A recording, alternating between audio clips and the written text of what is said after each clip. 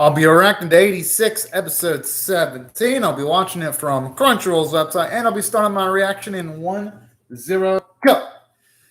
Oh man, I'm pumped up for this. Although I really hope that all of our mains stay safe, but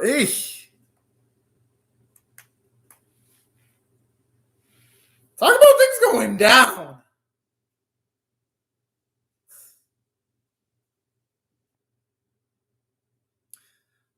Because regardless of the bad treatment of the 86, I gotta feel bad for at least some of the citizens in that nation. Because no, I'm assuming not all people there are bad.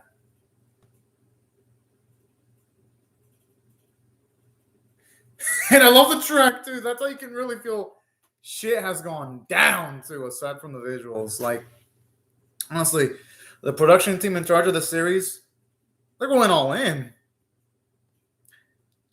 And it's really nice too because they've been giving this a lot, and I mean a lot of buildup over the last few weeks. So it's nice to get to see some payoff.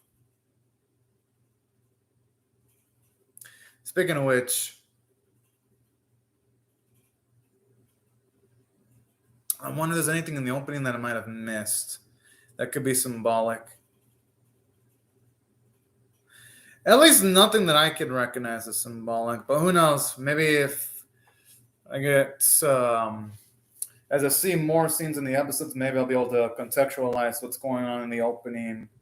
Because usually in these type of openings, there's always like a lot of symbolic detail that you don't notice until you watch like a corresponding episode. Makes me wonder why Karina's crying though. I hope that isn't implying that Shin's gonna potentially die, because when you have characters like that tear up, usually means someone close to them is going to die. And honestly, this season has been giving Shin a fuckload of death flags. I can only hope those death flags aren't death flags and just red herrings, but when you just look at it, Shin's, for the most part, he accomplished his major goal in season. Okay, now it's back. Oh, yeah.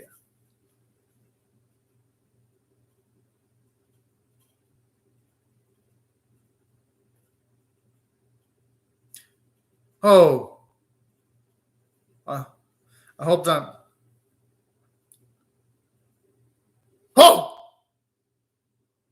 Oh, I thought for a second someone was going to be... one of the main characters going to be majorly injured.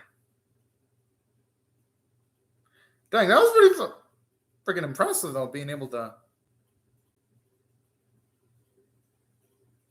I mean, Shin's going to have no choice. I mean, he was just attacked. Oh, okay, that's what she meant. I thought for a second she meant that Shin was going to do something crazy.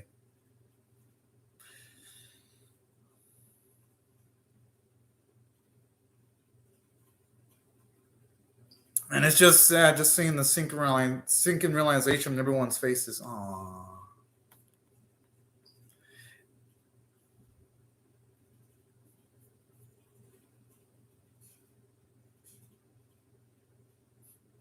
Jeez. And that's like everything about the Legion. Like, they're constantly adapting. And it feels like they're adapting way more quicker than the forces of our main characters, too. Because it always feels like they just whip up something new every few episodes. But I like this, though, because it adds a lot more tension in the series.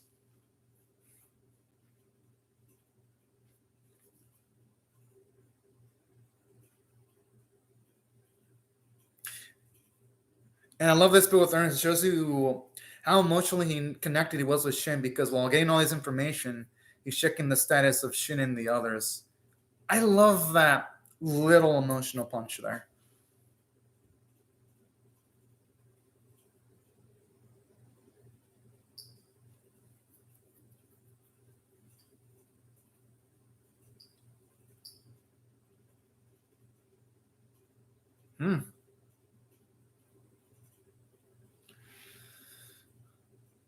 I mean, shit, it's not like they're there, though.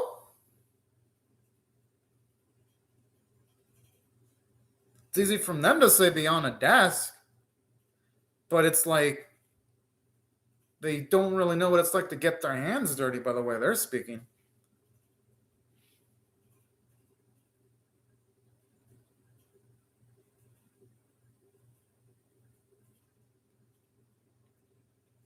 Yeah, usually it is. But it depends on how far the other party's willing to share when it comes to trust.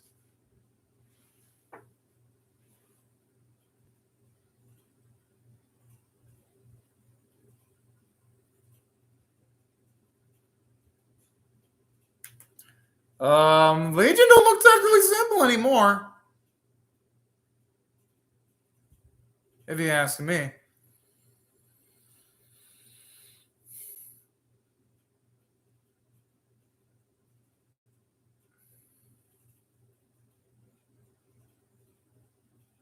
Hmm.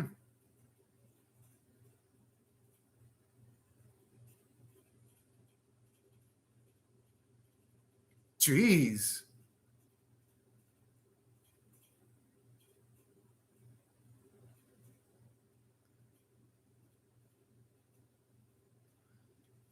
And I'm assuming that's an optimistic measurement.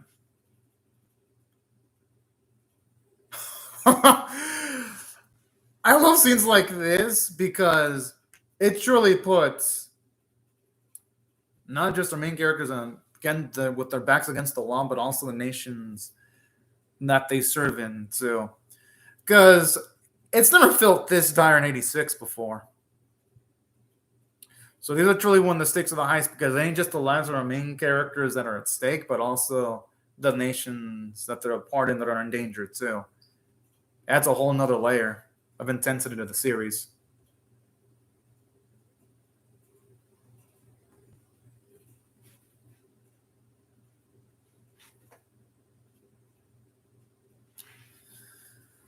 Whew. I feel bad for whichever ground troops have to hit up that operation, though.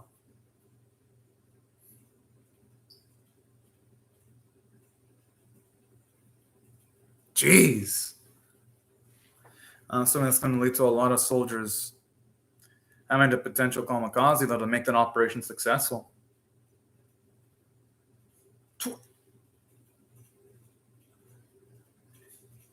And this is with an offense. Imagine having to actually go inside of deep Legion territory. They're going to lose. That operation's going to probably lose more than 26, but then again, they really don't have any luxuries available.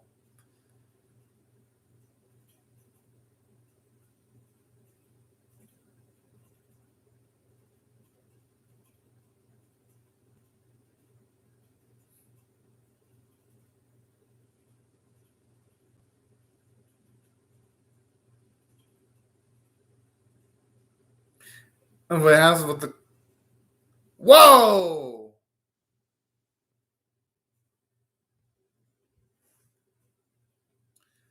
That's all sorts of fucked up. But I mean, I understand the rationale, but still.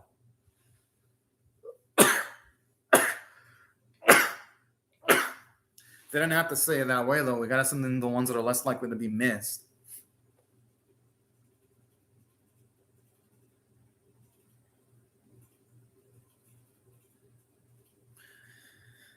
The thing is, though, they have no choice but to operate with a little bit of references because this is the Legion they're talking about.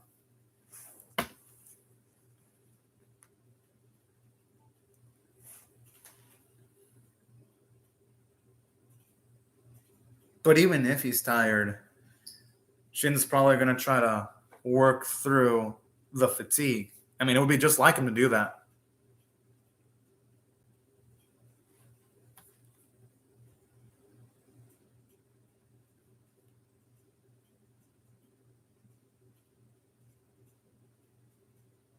It's Shin we're talking about. Since when is he going to take a rest when he needs it? That's the thing. She's right, because for those who don't maintain their health, especially their mental health,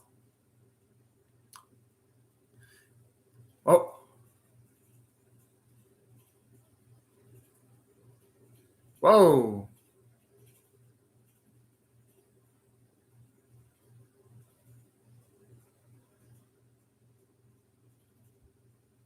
No, I mean that's adorable in its own way. And it fits in because Shin and company, they're not exact. I like when it says when it mentions the bit where everyone's on one knees, they show all the dirty dishes. It helps fit with the frantic nature of everything going on right now.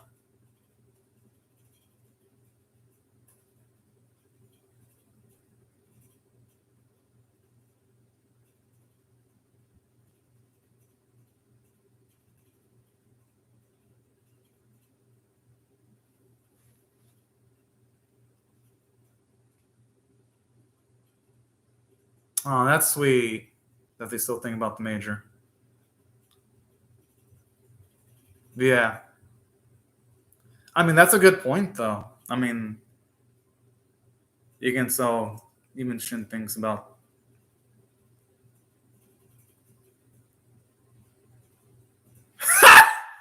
Oh, that's too fucking sweet. Probably wanted to see the sequences in the second season to see how much they consider the major and think about her safety there. I really do hope there comes a day where she can meet them because that'd be such a monumentous occasion.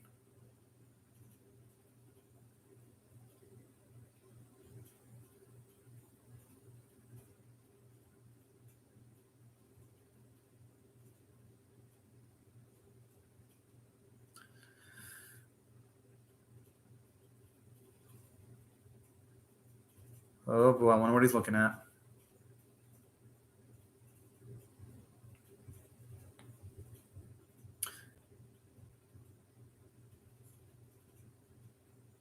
And I wonder what Eugene's sister is getting at. But I do like how at the very least they don't completely forget about her even after her brother passed away. So it's actually pretty nice.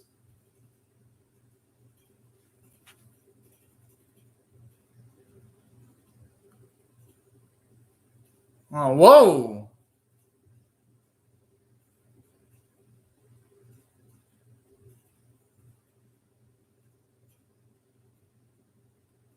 The thing is, though, Shin can't be everywhere at every single time, though.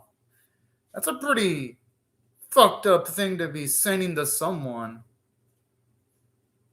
Then again, I understand her anger, though.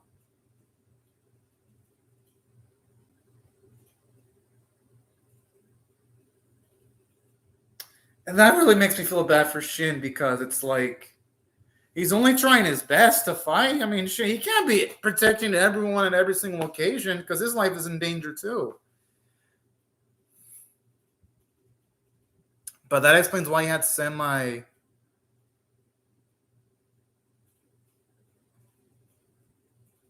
Oh, so that bit where the major was doing her communications hormone actually did hit Shin there.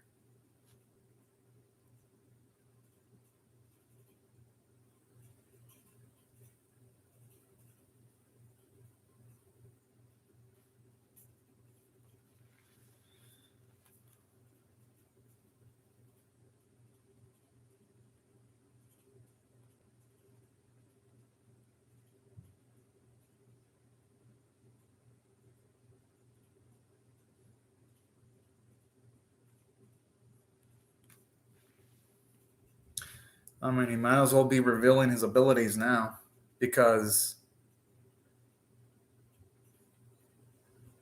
Oh,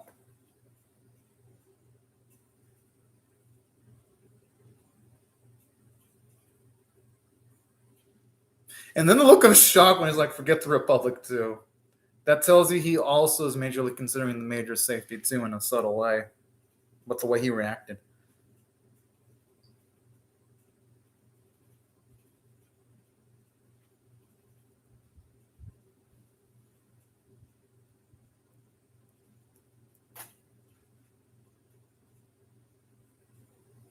Hmm.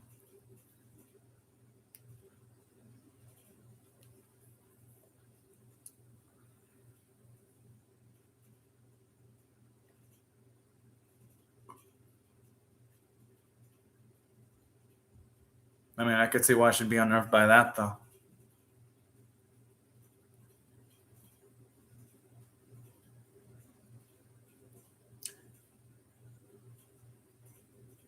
But I have a feeling, though, even though yes,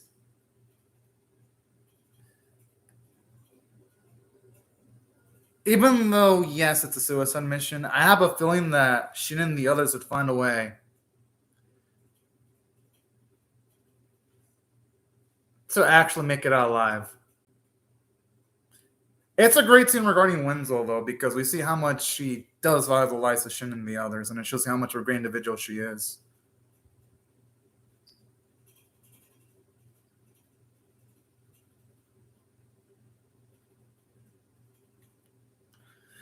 That's quite a nihilistic way to living, though, where even if you die, you all end up in the same place. I mean, yeah, you never know where you end up. Maybe if you die as a good individual, you might get rewarded at the end. In comparison, if you die as a sack of trash, you might not get rewarded. But I understand the nihilistic point of view, though. Oh, hello, Sans, and hello, Animated Doji. Yeah, it's, you're right, Animated Doji. I checked; it is going to be on break next week.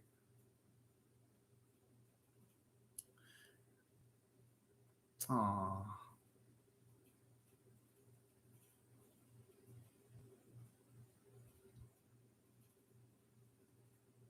I mean, the thing is, though, those two couldn't control their circumstances. But unfortunately, life did separate them even farther away. And that's really sweet, hearing how he actually did want to make sure that the Major lived a bit longer.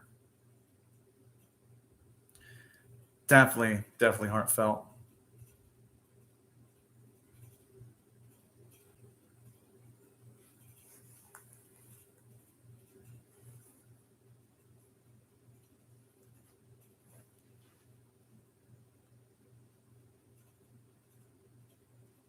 That's a pretty fucked up rationale, though.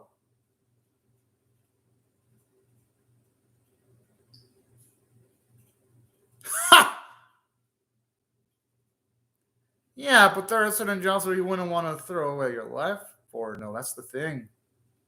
Now, maybe if the nation would have.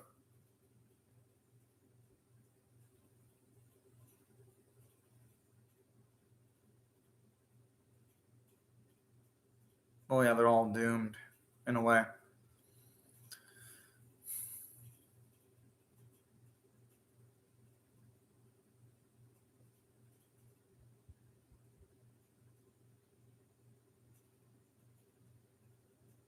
Huh.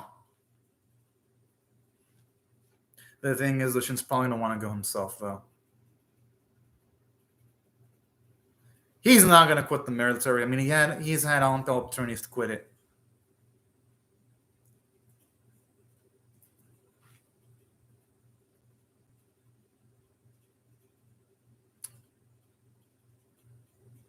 I don't think it's sick for pity, though. That's the thing.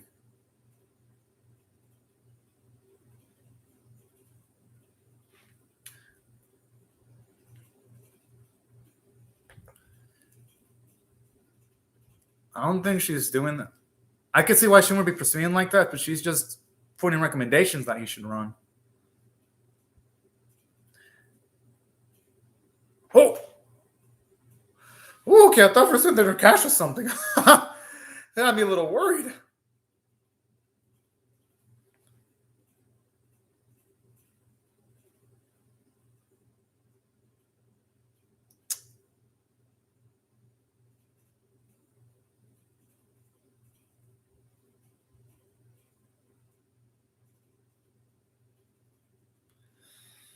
I mean, hey, it was bound to come out eventually.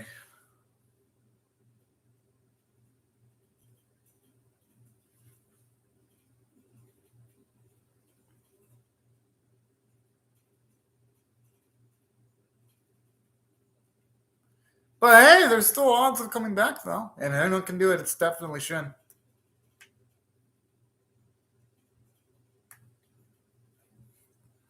The fuck? Okay, that's where I take issue where they're calling him a monster. Shin's way more human than a lot of these motherfuckers. The only thing you could argue is that maybe Shin has monster-like strength, but that's about it.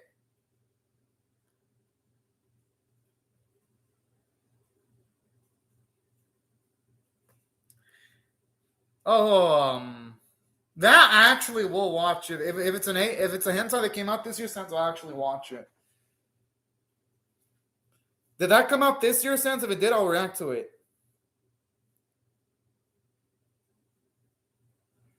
Maname Doji, I'm gonna catch up to that series eventually, but I don't know if I'll watch it today. But that one I will watch when I get time.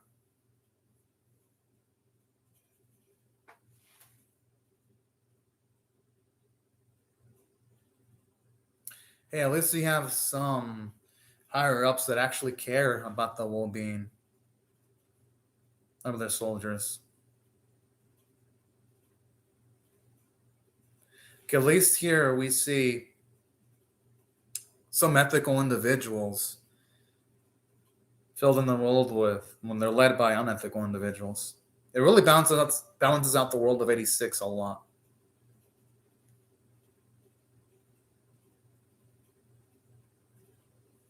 The thing is, they're not going to want to refuse.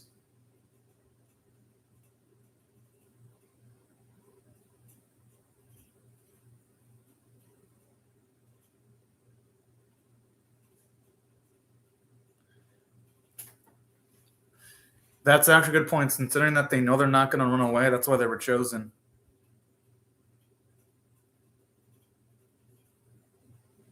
Aww. And the unfortunate thing is, if anything were to die in this mission, they'd lose a kindred spirit, someone that knows the pain that they go through.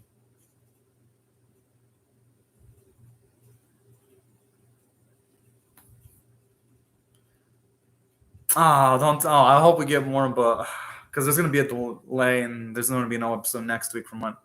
No, I wanted more, damn it. Great episode, though. Great episode.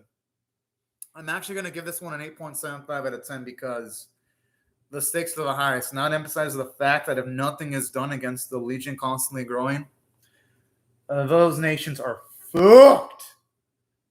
And I love that because that was something that 86 in season 1 didn't have. Well, yes, Eliza, Shin, and his friends were in danger. The nations that they were serving weren't in immediate danger, so there wasn't as much urgency.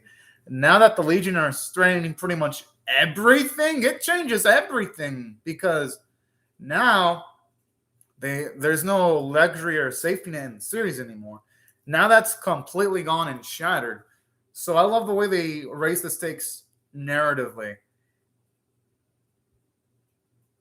But did it come out this year, Sans? Like, did the release date say it came out? Because if it did, then I'm definitely reacting to it. But probably, And considering what all the 86, I'm surprised there's still 86 stay away signs there. I like this bit, though. It emphasizes the amount of special visual commentary episode. Yeah,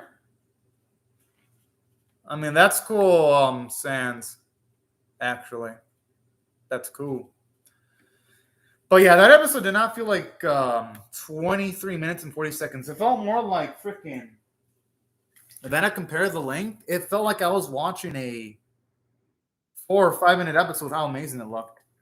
All right, for sure. Look at it real quick, Sans. I can do my overview while you're looking at its release date.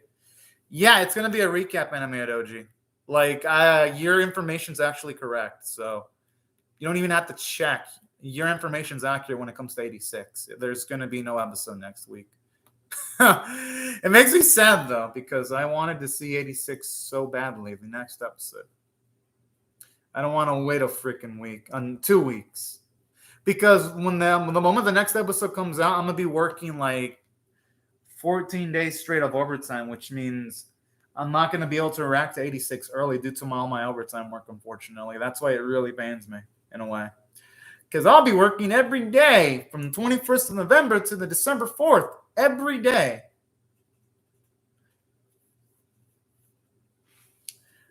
I think, I reacted, that means I reacted to that one then. Some sense. I think I reacted to that one.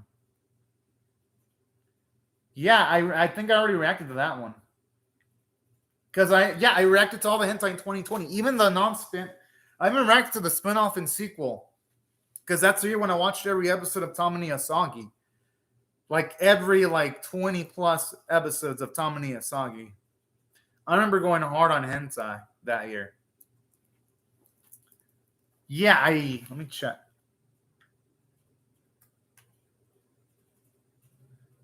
At least I think I reacted to it. Let me check.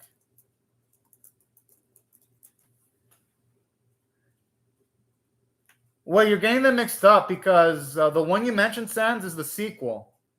I watched the original. I did not watch the sequel, so I already watched. Let's see.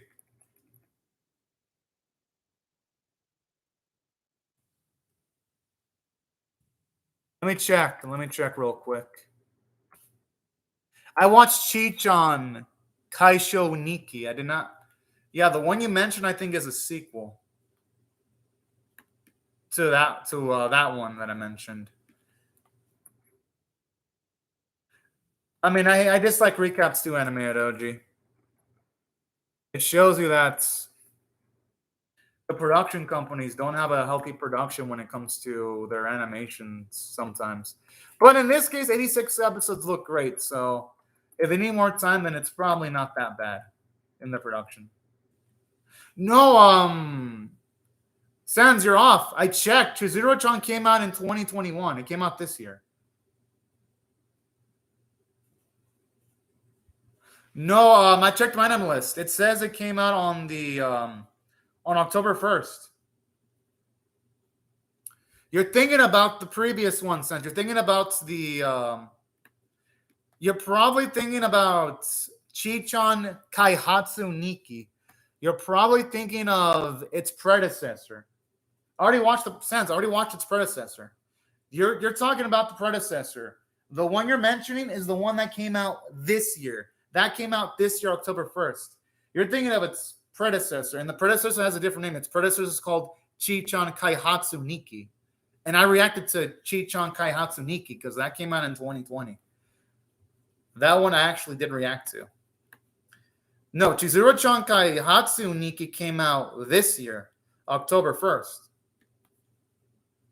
Yeah, because Chichan Kaihatsu Niki came out. Yeah, it came out last year. That's its predecessor, alternative version. So what came out this year is probably the sequel. I wouldn't say sequel. It's probably just an alternative version. So yeah, I'm gonna react to that one, but probably next year though. I won't be able to react to it this year because I'm trying to catch up with all the normal anime, and I only react to one hentai a week. And Showtime, and you already know that Showtime and Evangelia get. Yeah, you run on the release date. So wait, no, the release date isn't September 20. Sans. I checked my anime list. It didn't come out in 2020. I checked. It didn't come out in 2020. I'm checking my anime list. My anime list said it came out on October 2021. It came out this year. It did not come out in. It didn't come out in September because I know last year I was checking off every calendar for hentai, and I reacted to everything that came out in 2020. But no, that's not the release date because it says here on my anime list it's October 1st, 2021. It says it had 6 episodes and it was done by Loon Pictures. Yeah. You're probably looking at the wrong calendar because my anime list is more accurate. It actually came out October 1st, 2021.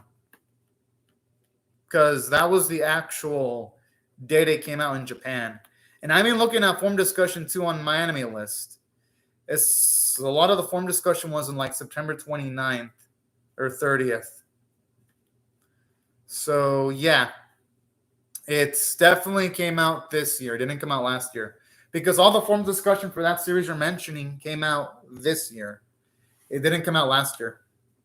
I would share the link, but just copy and paste the name and just look it up through my anime list because it's like the artwork they showed up promoted. It's pretty spicy and YouTube gets on you. And since YouTube's gotten on me before for mentioning where to watch an hentai episode one time, so I'm not going to risk it. But yeah, it came out this year on October. You're thinking of Chi-chan Kaihatsu Niki, which is the alternative version. That came out. That actually did come out last year. Chi-chan Kaihatsu Niki, and I did react to Chi-chan. Actually, I reacted to the both episodes of Chi-chan. Which, if you want that link to the reaction, here it is.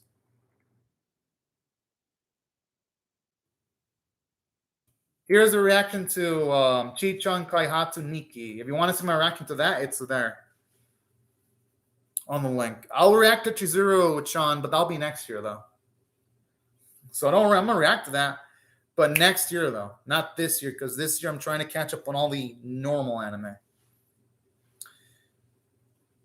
Well, yeah, it's going to be a long wait for Attack on Titan Anime Doji, but we got to deal with it, though. I mean, the animators need to take their time. I don't blame them for taking their time at all, though. But yeah, here are my thoughts on the episode, though. Story-wise, amazing.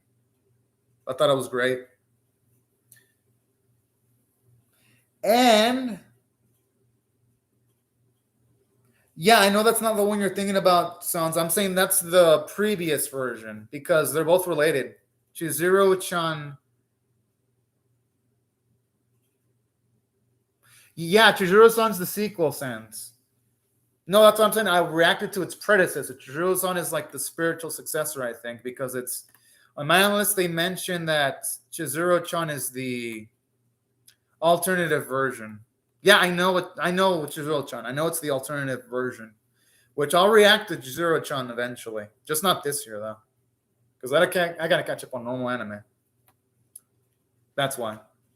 Yeah, I'm excited for that, too. But let me get back to 86, y'all, because I'm going to finish off my overview.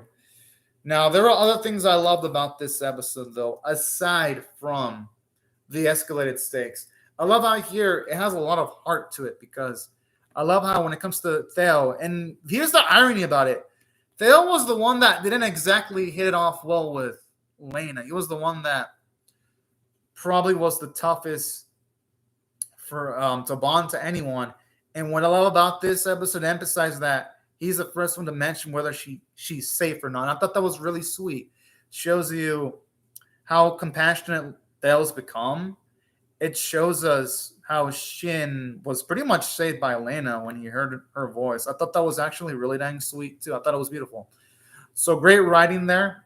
Makes me love the cast of characters even more. And we already know Elena probably always thinks about Shin and the others, too. So that was sweet. It gave the episode a lot of emotional intensity. And to its credit, aside from the emotional intensity that the episode had, I love other stuff it did from a character standpoint because I love the fact that, for one, you get to see how everyone's even giving Shin and the others time to rest, but they always say no to that. And I love it because it's in line with their characters. Pretty much.